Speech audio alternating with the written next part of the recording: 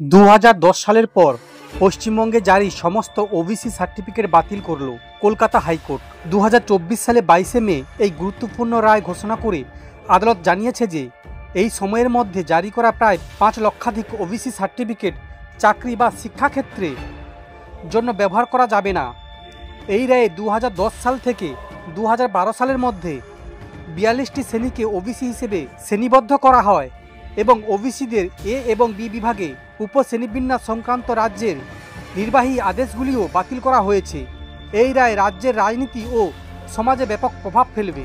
কলকাতা হাইকোর্টের এই রায় এসেছে একটি জনস্বার্থ মামলায়, যেখানে 2010 সালের পরে ওবিসি শ্রেণীবদ্ধকরণের প্রক্রিয়ার বৈধতা নিয়ে প্রশ্ন তোলা হয়েছিল।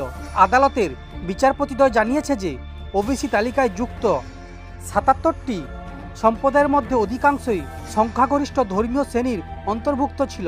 আদালতের মতে এই শ্রেণীকরণ প্রক্রিয়ায় স্বচ্ছতার অভাব ছিল এবং এটি রাজনৈতিক উদ্দেশ্য প্রণোদিত ছিল।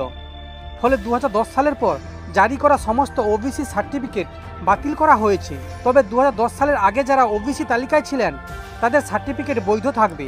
এই রায়ের ফলে প্রায় 5 লক্ষাধিক মানুষের ওবিসি সার্টিফিকেট অকার্যকর হয়ে গেছে, যা সরকারি চাকরি, শিক্ষা প্রতিষ্ঠানে ভর্তি ও অন্যান্য সংরক্ষণ সুবিধায় প্রাপ্তির ক্ষেত্রে ব্যাপক প্রভাব ফেলবে।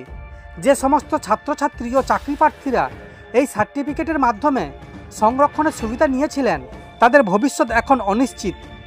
আদালতের এই রায়ে বলা হয়েছে, যারা ইতিমধ্যে ওবিসি সংরক্ষণের মাধ্যমে চাকরি বা শিক্ষায় সুযোগ পেয়েছেন তাদের স্থান অপরিবর্তিত থাকবে, তবে ভবিষ্যতে এই সার্টিফিকেট ব্যবহার করা যাবে না।